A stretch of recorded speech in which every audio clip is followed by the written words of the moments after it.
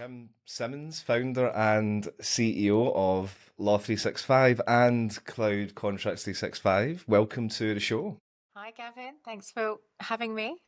Pleasure Yeah, to be here. yes, yeah, we've been threatening to do this for a while, haven't we? Yes. We're here Uh, now. We're here now.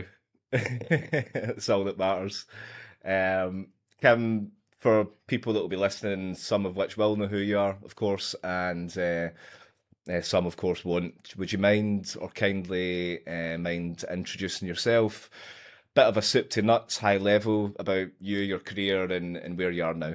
Yeah, sure. So I started life as an M&A lawyer working for a big American law firm for many years in New York, and then sort of migrated into commercial work and then sort of really focused on technology. So went from lawyer in a private practice to setting up her own private practice, really fundamentally, and I think we'll get into it today, fundamentally sort of trying to heal the things in the industry that really were broken and needed to be fixed.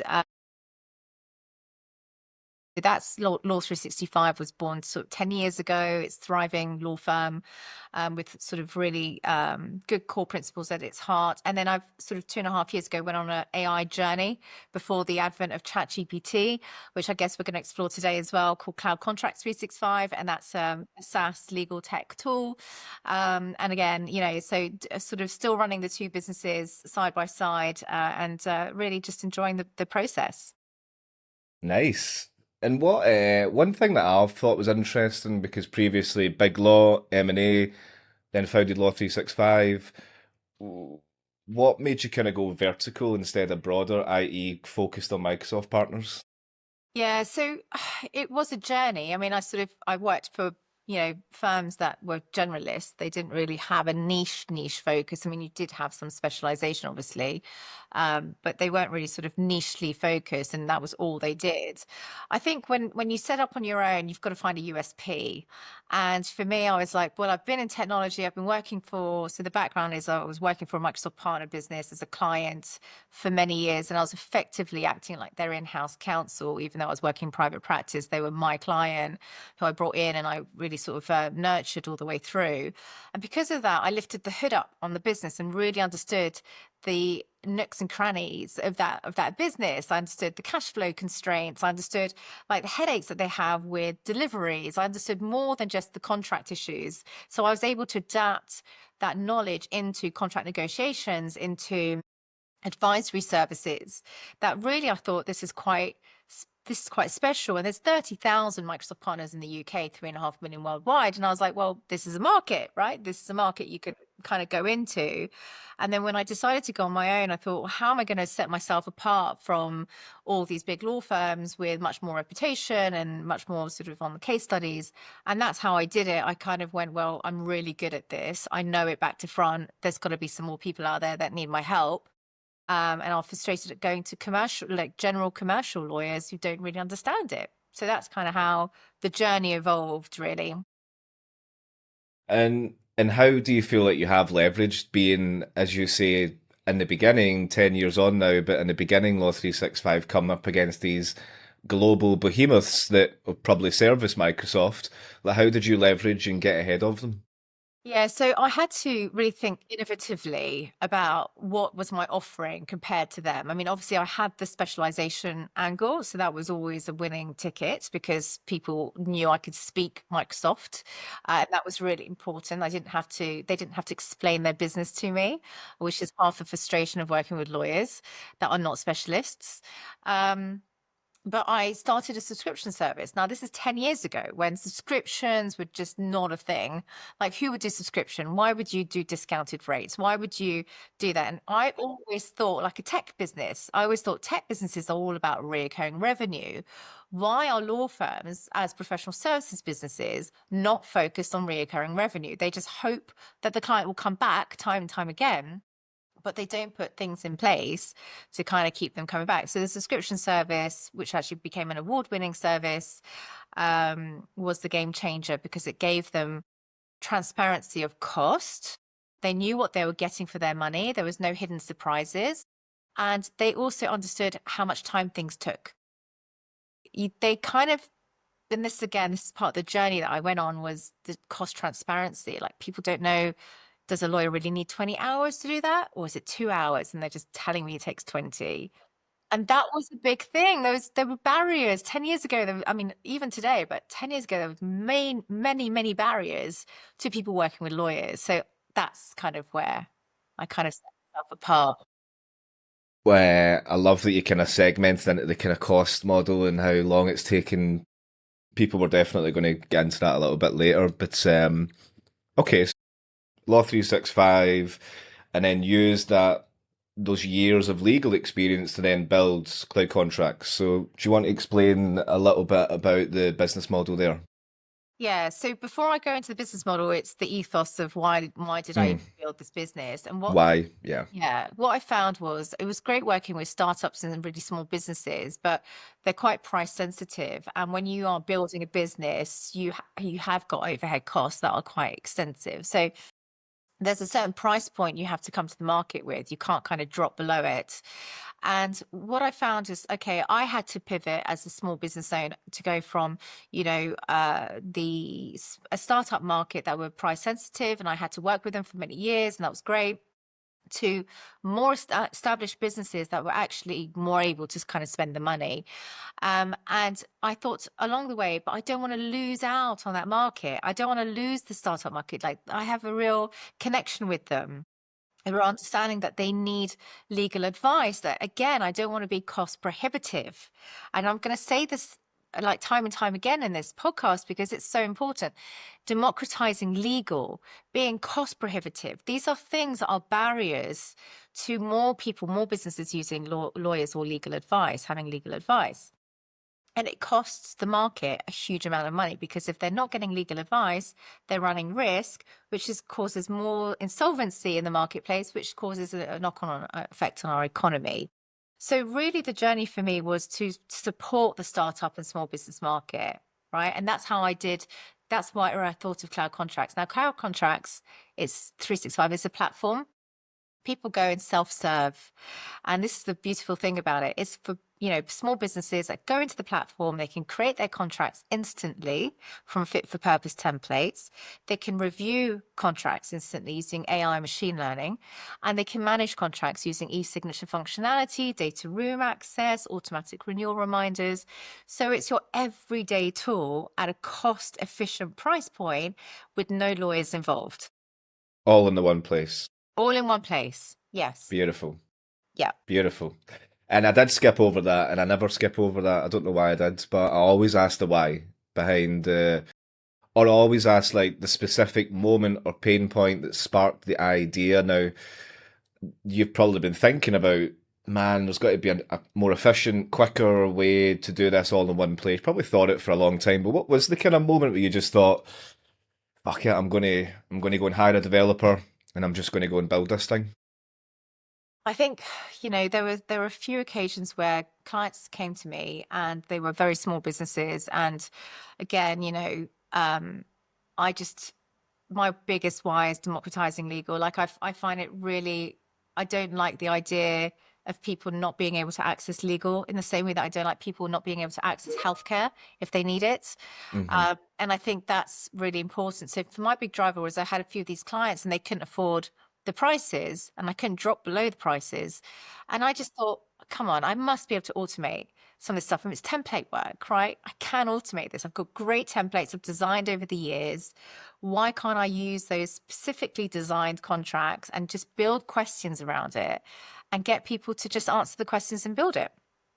Uh, And so so the cost of your services to draft up those contracts and do that work, they couldn't afford it. And you didn't have an option, so you just thought, well, I'll go and build something that allows me to offer it much lower at a cost price.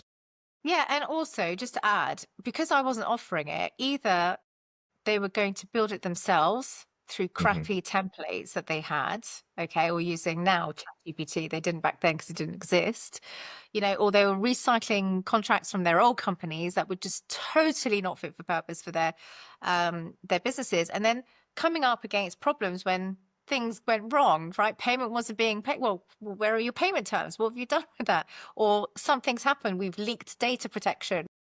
where is your cap? What have you done to support that? Oh, nothing, because we didn't know.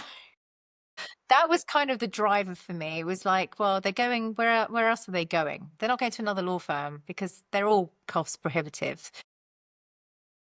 Yeah, that was a big drive for me.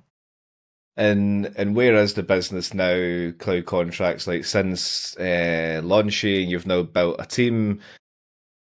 Like where are you guys at in terms? What's the growth been like for you? Well, it's been absolutely phenomenal uptake actually of the platform. And with legal tech, it's always a bit nerve-wracking because it's quite a new technology out there.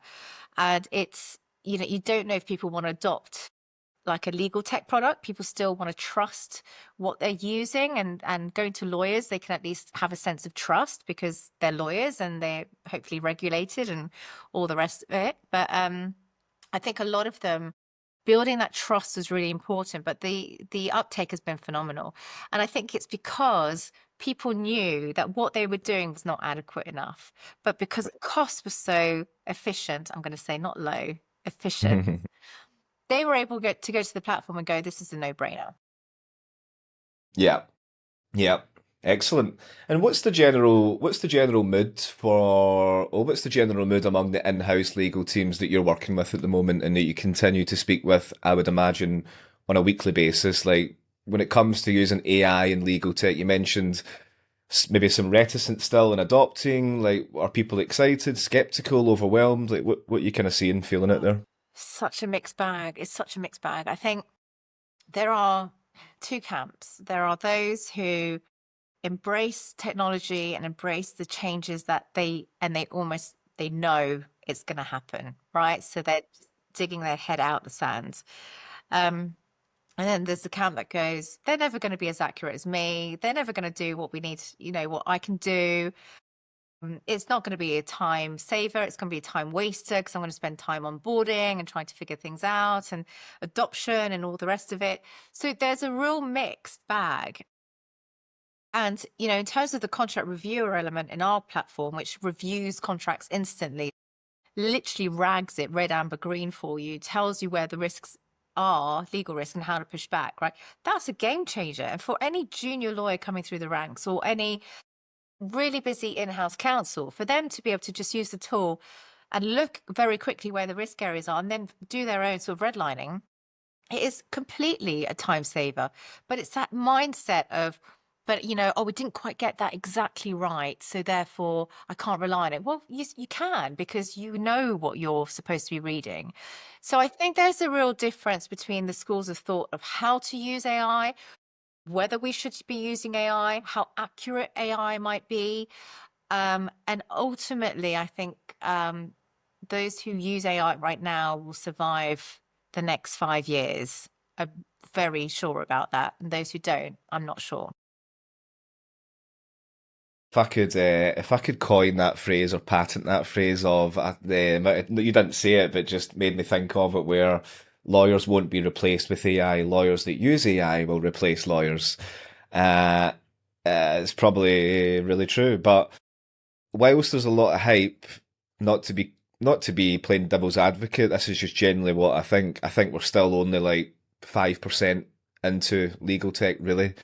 When you talk about building trust when you're discussing with these Microsoft partners or these in-house legal teams where you've got a user that is maybe non-technical, of course he's in the legal space, but when you're automating something as sensitive as contracts or extracting the sensitive information, I don't think I speak to any legal professionals that feel fully comfortable in allowing that to do the prompt, but Mm, then they don't check it after it. mm. So then, are we really saving time? I know we're saving time, but are we really? Because if we're having to go over it again, do you know what I mean? I do.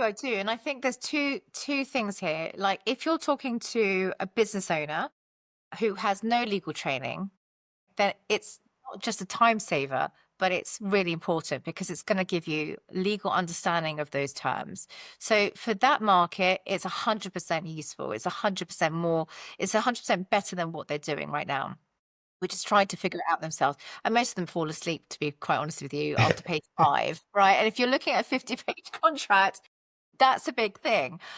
When you're looking at sort of the legal side of things, when you're looking at lawyers, yes, I've had that with my own law firm. You know, my lawyers who use the product say, "Well, it's great. It's kind of identified these things, but did it really save me time? Not really, because I have my own system and my approach." What's quite interesting for me is the behavior behind this, because it's about, you always think that what you're doing is better than what is new, because there's a change management that has to happen for you to know how to escalate and elevate your work patterns through using the technology. And if you don't work out the methods, you might not see it as a time saver. And I really mean that, because change management is a massive thing here with AI products going into the legal industry. And it's one of the hardest things to break because of the way lawyers are predispositioned. That's why they're not thinking it's time saving. But when they start, you know, when you've got a 50-page contract, Gavin, and you're going through that and you miss that little phrase that's maybe hidden on page 49 because you've kind of a bit as well blanked out a little bit by then, that is not a time waster, is it? Because that might have picked up something that you as a human being might have missed out on. Yeah. Context phrasing, right?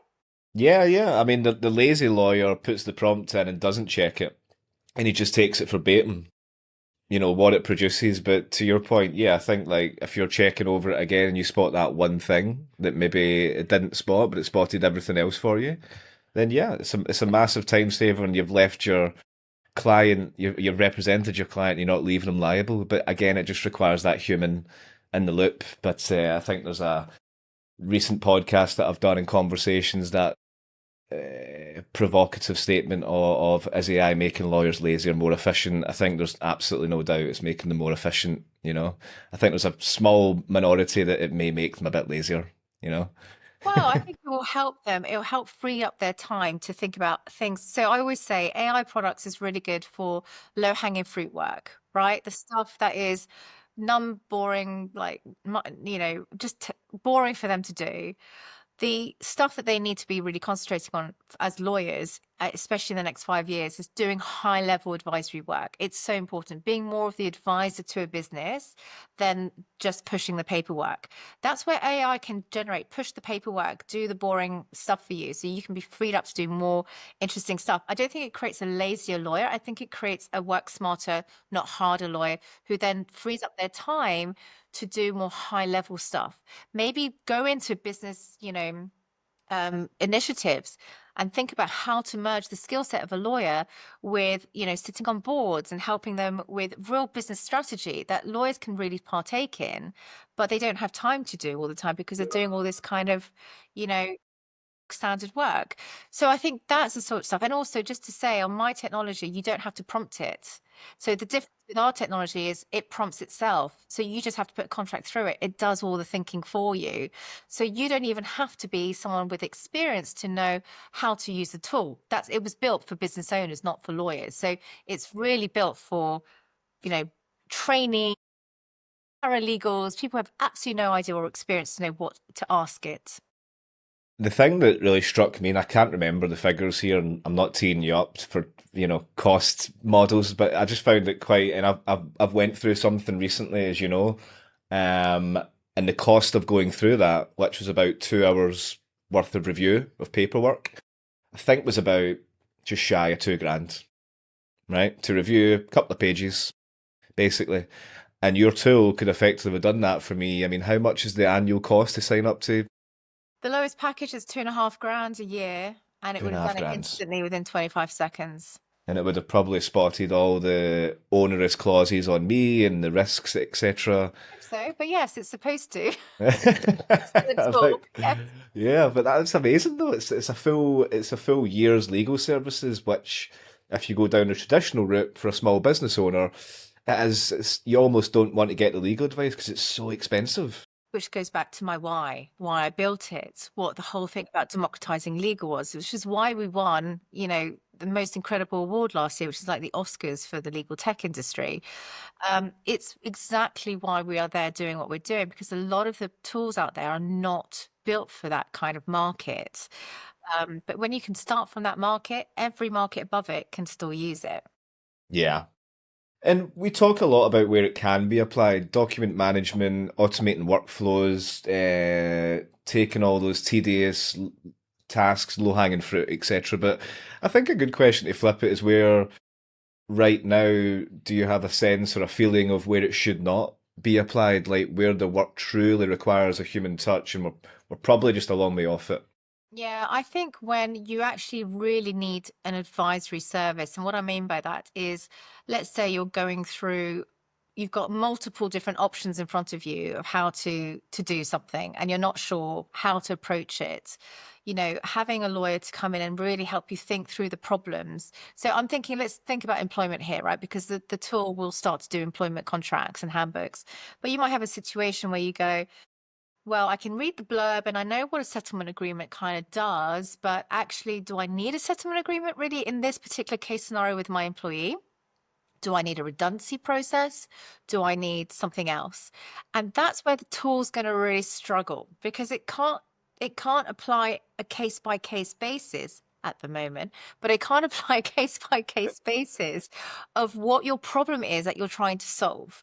And like I said, you know, the tool has a legal support button within it, which enables people to go to the law firm, to Law 365, if they have those kind of questions, because I want my lawyers to do that high level advisory work. That's why I've still got a law firm doing that. And it's very successful in the sense that it's taking all that work that the platform can't do. And um, the topic that comes up a lot recently as well, which I'm sure you get asked about a lot, kind of leads off of that, and it's more, I guess, vertical SaaS or SaaS models, if you like, and legal are, I guess, the question a lot of people are wondering right now, is where we're headed with it. Are we kind of headed still? I think the co-pilot route works very well because it can be controlled in law, and you can control the risk, you can control the hallucinations. But I think there's so many builders out there, founders at the moment that are trying to really take us towards an AI agentic model that takes over the legal workflow. But do you kind of see the near future still being co-pilot led, or do you think actually in the next 6 to 12 months we could actually start seeing these AI agents really taking over workflows? Agentic work is definitely the future, and we're already starting to do a lot of agentic work in our platform for that exact reason. And I think it has to be done properly, though. This is the problem. Copilot, you know, a lot of the sort of LLMs out there and the sort of the background AI that people are using, they're getting really, really good, but they still require prompts. So they still Hmm. require someone to know how to ask the right question to get the result. And it requires them to potentially ask it a few times till, and that requires somebody with an experienced eye to monitor what the result is. If you don't have an experienced eye and you don't even know what questions to ask, they are not going to be useful, right? So yes, from a legal, from law firm perspective, they are absolutely going to be useful and helpful. But from, again, a business owner perspective, they don't even know how to use this stuff. And this is what I'm trying to say is the tool can be used to bypass a lot of that low-hanging fruit work that the lawyers are doing. And agentic work can help those business owners to kind of create the right feedback loop that they need to when they get when they get the analysis in front of them. Mm.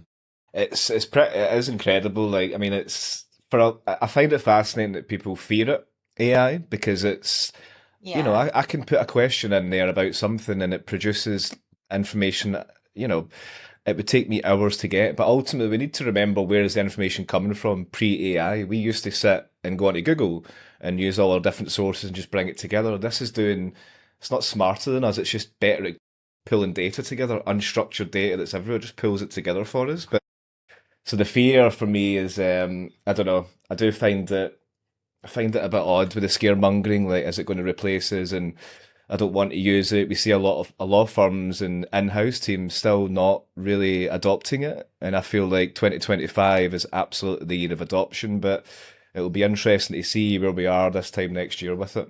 Yeah, I'm not sure if 2025 is the year of adoption. Yeah, I'm gonna hedge my bet that it's gonna be towards the end of this year, more prolifically next year.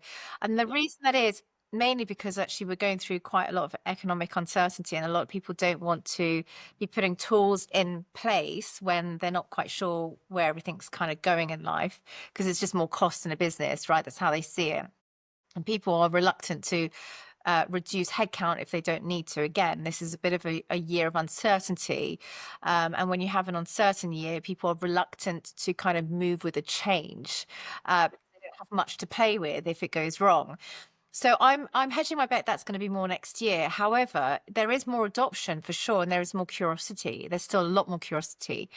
Um, and I think people need to get on that wagon now and start exploring what products are out there, start looking out for what they're doing and developing, and start to see how they might be able to get free trials and see how this works with their workflows, with their productivity, and showcase that to the business. I mean, like I was saying, lawyers are only change when they're forced to change, but the lawyers who go and find the change for the firm, go and find and play with it, show them the business case for it, they're the ones that are going to absolutely fly this year and next year, because they're Yeah. doing that. Yeah, definitely agree. I think I'm more inclined to agree with you. As now we're into middle of March. Mm, I've spoke with more legal tech founders and investors, etc., and we see everything that's been reported. But I think pre-Christmas, I was like 2025 is the year of adoption. But I think I probably agree. I think towards the end of this year, starting next, we'll have it figured out. I yeah, still think there's a lot of SaaS products that are being half-baked AI stuff into it, and I think they're really vanilla, and I think the market becomes saturated in literally weeks with it, yeah, and then the tools aren't really that good, and I think we're still struggling to architect a different kind of product. We're still stuck in the SaaS way of we're trying to architect an AI product, but on the SaaS way of yes, doing it. yeah. So I don't know. I think I definitely agree. I think in the last few weeks, that's the shift that I've came to. I actually am not sure at 2025. I think it's still the year of curiosity and feeling about in the dark a little bit. Yeah, and it's really interesting. I'm just going to go off on a little tangent because you said something that was really, really interesting here, which is how AI and SaaS may not be kind of coordinating in the right way. We're doing things in the old-fashioned way, but using and adopting brand new technology. And what's really interesting, and I'm part of a SaaS academy in the US that, we kind of learn about all this stuff really, really well, is that the models now with AI is very much consume as much as you want for free, as long as you want. And that was never part of the SaaS world. In actual fact, even now, Mm. small businesses can't afford to do that. But the bigger businesses that have got huge, deep pockets, they're giving it away for free. They're like, you keep consuming as much as you want, right? Have it all day long. I mean, for obvious reasons, because at some point we're going to turn that off and you're going to be really reliant on it. But it's so interesting because that's not the SaaS kind of world. But it's changing in the way that the business models are being run, the pricing or non-pricing, the free trials, the premiums, all of that kind of stuff. What's going to start happening is there'll be no onboarding because it's going to be out the box. It's going to be super simple and slick. The UX and UI journey is just amazing. And people are going to think this is how things need to be built, which then starts to bring a lot of other businesses out of the market because they need deep pockets to kind of even replicate that. So anyway, it's sorry to put you off on a tangent there. I just No, thought it no. was really interesting to talk about that. Yeah, no, I totally agree. I think vertical SaaS, vertical AI, or SaaS and vertical AI, they're all very different things now. And vertical AI, I think people are just assuming that we're playing a game of definitions here. Like Yeah. everyone's got their own thing, but I think if you speak to most people in the vertical SaaS or vertical AI space, they're wildly different things. Are you the service enabler or are you the service? Like, and I Right. think a lot of people are stuck in. I think if you're the service enabler as a vertical AI, man, sky's the limit. Marketplace, create something. But if you are the service offering in a vertical AI, I think it's a bit tougher. Yeah, definitely. Definitely. So it's Yeah. super interesting to see where the next few years are going to go and who's going to survive, who's going to consolidate. Like, this is the most interesting part of the journey now, really. And you mentioned something at the start, and then you mentioned something there about just the models and how they're changing. One thing I wanted to speak to you about because of what you did at Law 365 and yeah, just generally how you operate. Uh, productizing legal services now, how it's changing, or has it changed, or is it changing at all?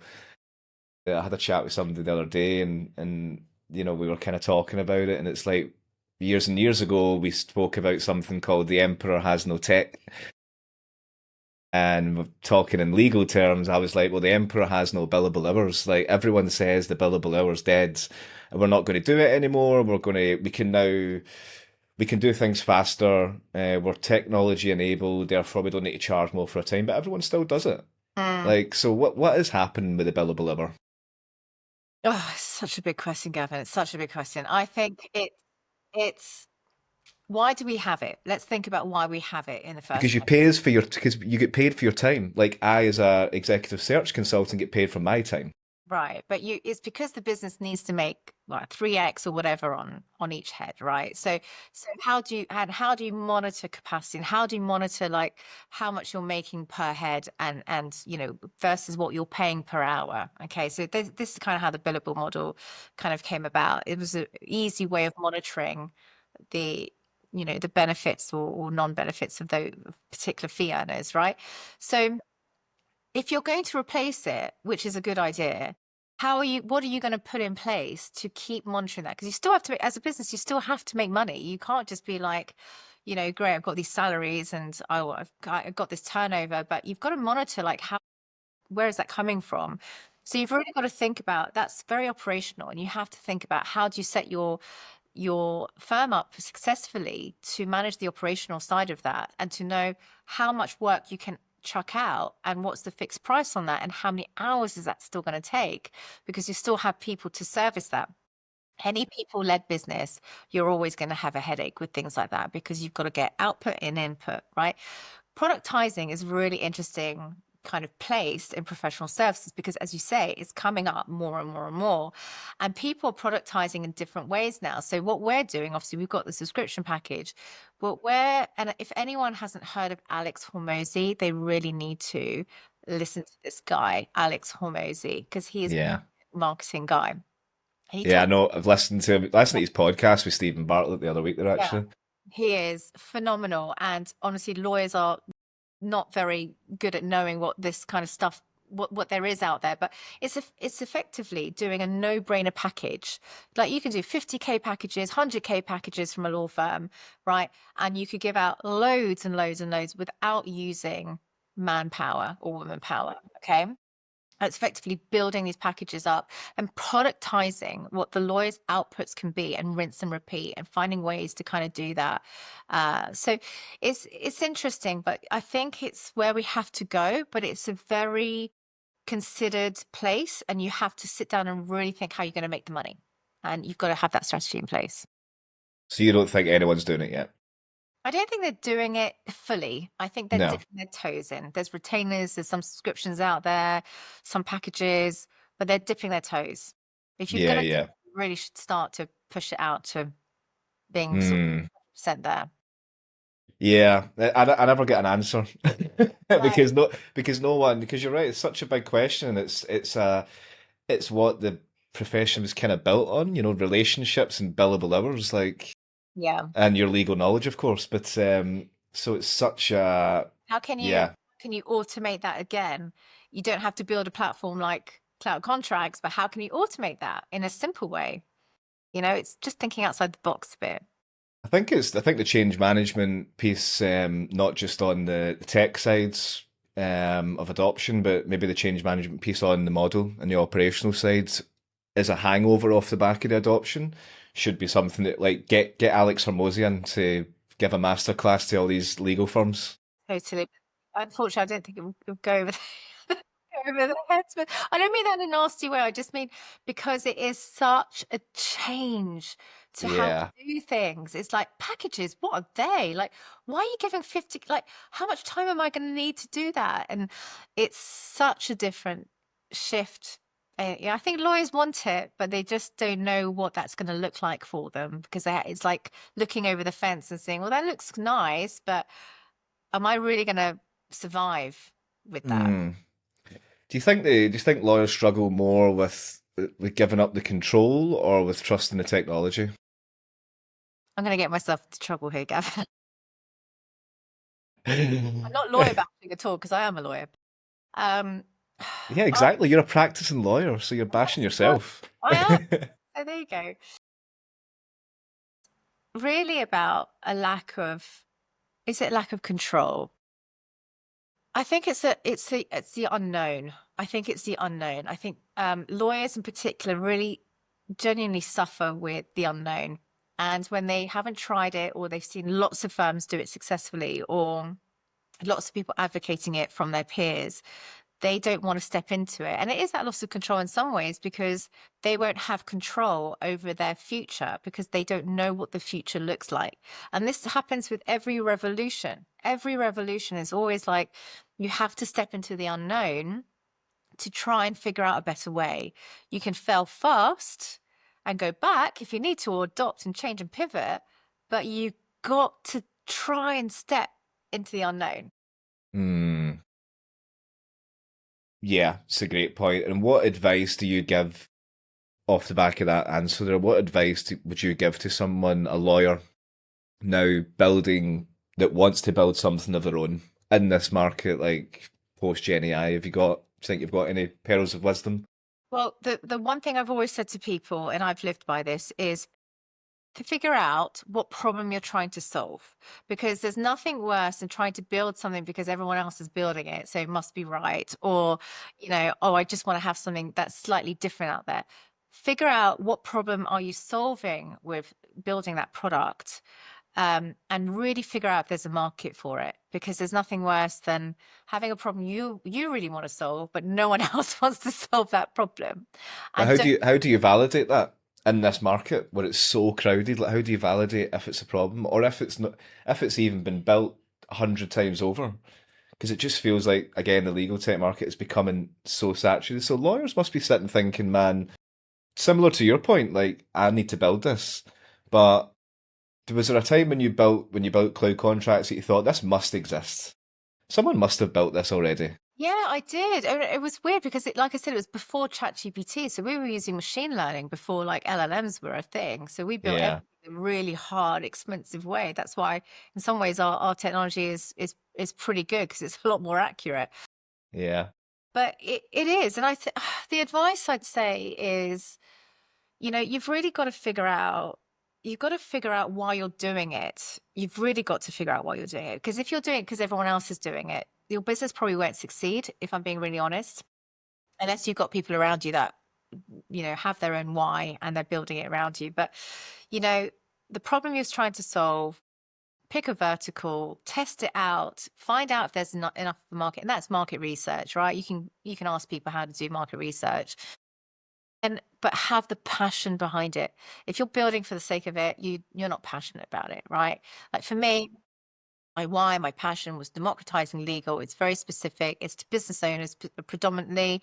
It was to the tech industry because that's my vertical, and it's going to be fit for purpose. It's going to do exactly what it says on the tin, and it's going to be a cost efficient tool. That was it. That's how, and that I built it from that place, and so that's why it is still standing up today and thriving because of that mission. Hmm. And what does the rest of this year look like for you? What's on the cards? More building more product, more customers, growing the team. Like what's on the agenda? So we're off to the US. So we're launching in the US, and then shortly after that, Australia. So we are broadening out the markets to those two markets, and then we're looking at agentic work. As I said, that's really important as part of the sort of the work that we've done. And I think the next stage for me is to find a way to I mean, my ideal goal is to have an avatar that's like a lawyer working to negotiate the contract on your behalf. Hmm. So I won't go into too much detail, but that's kind of proof of concept what we're doing at the moment. Nice, So it's nice. And quite an interesting world. Yeah. and at some point, now that you're doing that, because when we spoke last year when I was in New York, you were very candid. You're like, I run Law 365 and I run cloud contracts, and it's now picking up a lot of momentum. Um, but it's lifestyle almost. I'm doing good work for Microsoft partners, but we're going to scale soon. Now that it seems like you're at that point. Do you kind of need to give up the reins a little bit on Law 365 and just go all in? Um, yeah, it's a hard one because I feel that they actually work in synergy so much, because of, what cloud contracts does is not what we do, but yet we can step in at the moment that those companies need us and they can pay for us, when they've kind of got to that stage. So it is hard. I'm trying to do the two together, and I am still holding on to the reins of both because I'm seeing the behaviors as well. And it's really important to have that, visibility. They I are very complementary. They are very They are complimentary. very complementary. It works well. Technology, law, advisory practice, and Yeah, here's the tool once we advise you to push the deal through, or whatever it might be. quite unique because there's a lot of tools that don't have necessarily law firms attached to them. Well, Um, you're providing that change management piece as a result, which is most people don't do, and yeah, the change management thing is probably more critical than the adoption of the tech and ex- legal yeah, right now. yeah. And you've bootstrapped a business as well, which is even more impressive. So maybe there's another question as well. Will you go VC? I'm going to try not to. I don't think we'll need to, actually. I think we're coming out the other side of it, which is really nice. And, we were really lucky that we got Innovate UK grant money 2 years ago to build it. So they granted us up to £500,000. And that's grant money. I don't have to give it back, which is great. So because of that help, we were able to kind of get to the stages that we're at. And now, obviously, we've been revenue generating for quite some time. I don't suppose that we need really more funding unless we kind of want to go faster. And what I'd say about it is that we don't really need to go faster because of our vertical. And that's the interesting thing about it. A lot of legal tech that I can see, they're all like Legal Fly, Contract Pod AI, all of their competitors, they're all kind of raising Series A, B, C, D. They keep going for it. Yeah, And they're raising huge amounts, 17 million, blah, blah, and that's great. But then the business owner's share is probably hardly anything. And when you kind of sell at the end of the day, you know, you're not yeah. You give up a talking, lot. You yeah, give up a lot. You you give make up a lot, and it's much, to be honest. what how many times have you saw on LinkedIn like these posts? This person built a 1 million ARR, 10 million business with one guy and no VC backing, and Exactly. we're seeing a little bit of a pushback on venture money now that historically we've never seen before. If a VC in San Francisco offers a company money, they're taking it. Now they're just like some of Exactly. them, some of them. The reports are saying that it's quite categorically no, we don't need it. Exactly. And I'm a big believer in bootstrapping all the way through, and borrowing when you need to, because you can give that back without, losing your equity through it. And I'm also a big believer of bringing people on the journey. So the people that are in your business who are there every day, pumping all the work out and doing a really great job, they should have skin in the game too. And I think that's really important because what you really want to build is the VC-ness within your business without the investment, because the people are the ones that are generating what the investment money is giving you. And if they're doing that and working as hard as they can to generate an amazing product, you're effectively creating a great product and you're giving the equity to the right people. Yeah, 100% agree. And actually a great. I'm conscious of the time that we've both got here, but that's a great last point to leave it on. Uh, Kim, thanks for joining. It's Yeah. been really great chat. And thank you so much. Really great. Thank you. Right, that's us.